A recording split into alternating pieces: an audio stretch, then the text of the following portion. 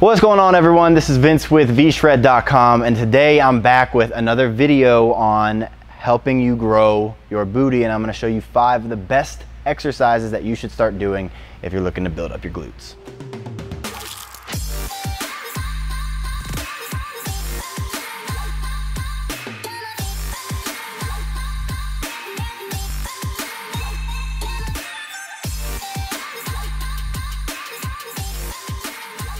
So like I said, today's video, I'm going to be showing you a couple of the best exercises for building your booty, for building the glute muscles. These are going to be overall lower body exercises like squat variations and stuff like that, but they're going to be slightly different variations from what you're probably used to that are going to help to target the glutes a little bit more. So if you're currently going to the gym, or if you're not, and you're looking for a couple of exercises you can do to really start targeting that area that you want to lift it and build it up so that you can fit into your jeans better, or whatever it is that your goals are, this is going to help out a lot with that.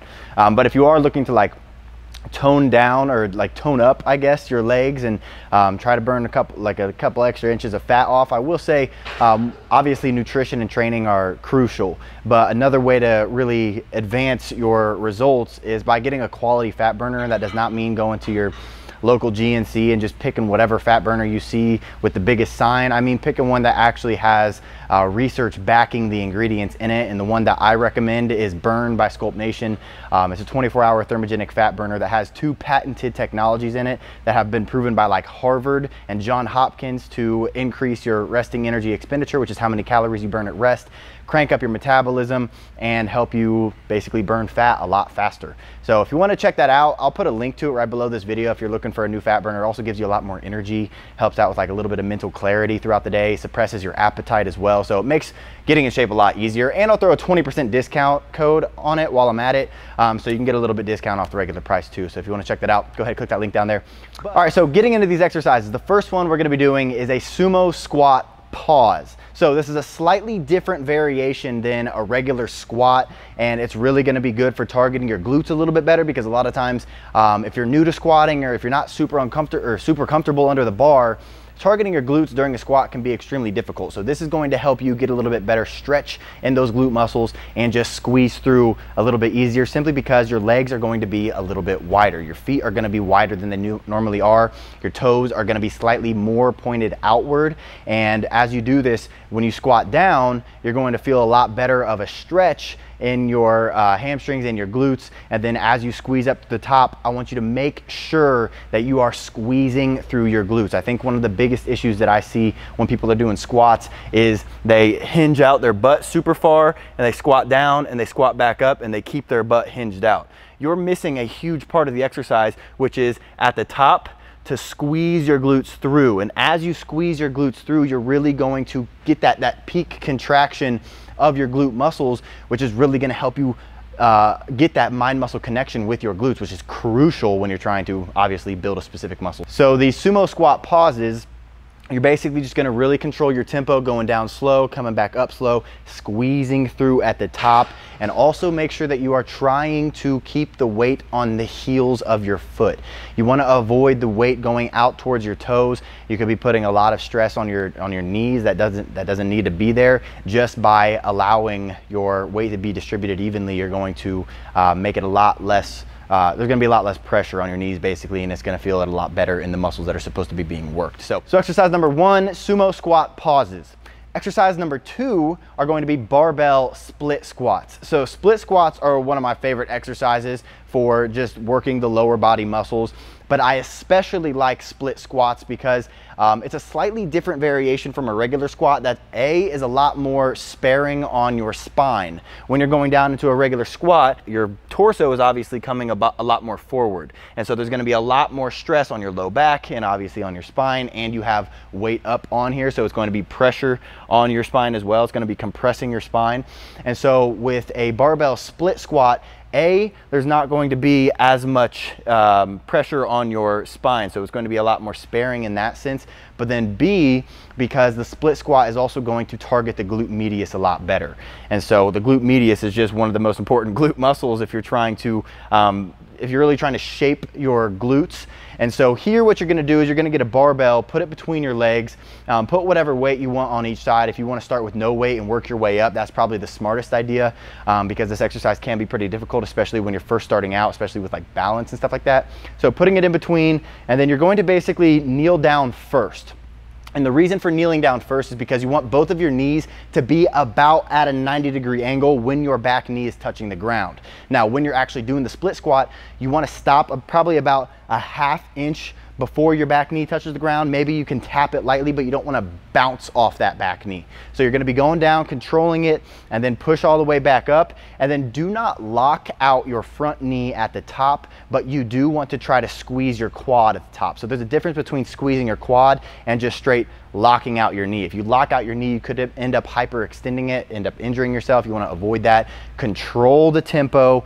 Don't jump back up and extend that knee completely. You want to come up, squeeze it, go back down, feel the stretch, come back up, and you're going to be getting a nice contraction in your glutes as well as your quads and just your entire lower body, while being very sparing on your spine. So that's exercise number 2. Exercise number 3 is going to be hip thrust pulses. So hip thrust pulses are another great exercise, and I especially like throwing the pulse part into it because hip thrust is obviously a great exercise. If you've ever heard of exercises to build your glutes, obviously hip thrust is going to be thrown in there, but I like taking it a step further because one of the best ways to build muscle, to get the hypertrophy, is to increase the amount of time under tension with weight on the muscle. So an easy way to do this is by pulsing through an exercise. So what happens a lot with hip thrust is you get under the bar and you thrust up and you get a nice squeeze at the top, or you don't, and you go back down and you kind of rest for a second. You don't mean to rest, but there's probably like a ½ second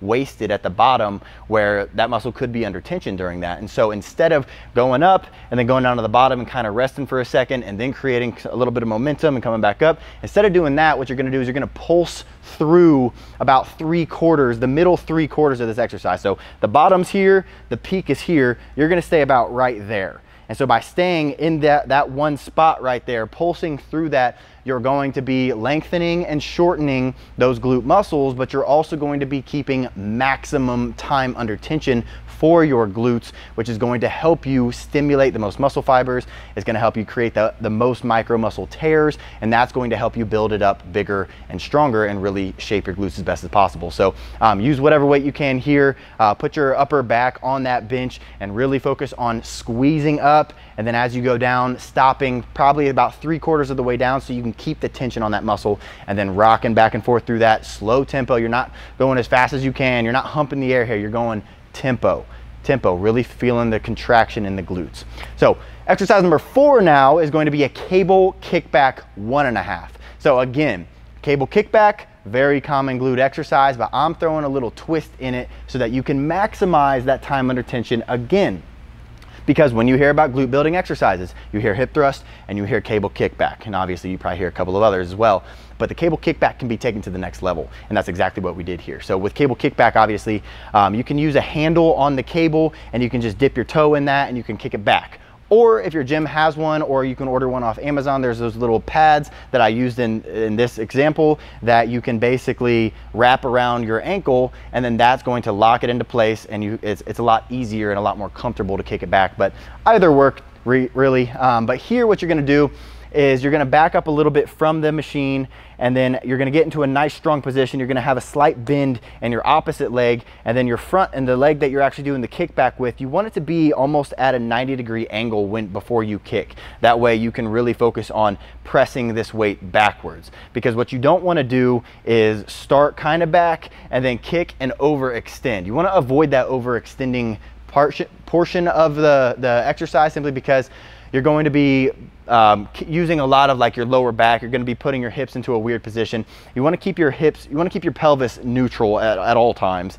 And then as you kick back, you just want it to go basically to straight and squeeze. I should show you with the other leg, and squeeze that glute muscle right there, and then come right back down. I got not good balance right now, and squeeze and kick back down and squeeze. So you're just basically going to straight. But we're taking it to the next level, like I said, and doing a 1.5. So what this means is, first things first, you're going to start at the bottom of the exercise, knee all the way bent, and then you're gonna kick straight back, squeezing. Then instead of coming all the way back again, you're going to go about halfway back. So you're gonna go 1, then you're gonna go halfway back, and then you're gonna kick it all the way back again, and that's gonna be the 1.5. So you're gonna go all the way back, halfway back, kick it back again, bring it all the way in. So that's the 1.5 here. So you're doing 1.5 reps, and that's going to create 1 rep. And the reason I like doing this is because obviously when the muscle is the shortest, that's when the exercise is gonna be the toughest. And so when you are all the way kicked back, that's when the muscle is going to be the shortest. And so if we can optimize how many times that we're doing that and the weight that it's under, and we can maximize the time under tension as well, we're going to create more muscle growth in that area. So by going through these 1.5 reps, it's just an awesome way to increase how much time the glute is under tension from the weight, and it's going to result in faster muscle growth. So that's the 4th exercise. And the 5th one is going to be a kettlebell swing. And so here, this is probably one of my favorite explosive glute movements, just because it works the glutes so well when you do it right. So listen up and make sure you're doing this right here, because I see this done wrong a lot. People grab a kettlebell and basically they kind of just, they don't really focus on the explosion of their legs. They're kind of swinging with their shoulders and bringing this up as high as they can and kind of thinking it's a shoulder movement. Your shoulders are going to be worked, yes, but we're trying to target our glutes here. We're trying to make this a lower body exercise, and the way you do that is by really focusing on the squatting portion of it. And then from here, you're basically forgetting about this weight or how high you're trying to get it. You're basically just taking your glutes and you are squeezing them through as hard as you can. You're basically trying to, if someone were standing in front of you, you're trying to push them with your hips. You're trying to push them out of the way with your hips, and because you're doing this so explosively, that's what causes the kettlebell to come out, and then it comes back down. You get a nice stretch in your glutes, and you squeeze again, and you're basically using that momentum that you're creating from the explosive movement on your glutes to kick that weight out. So this is a great exercise for explosively working the glute muscles.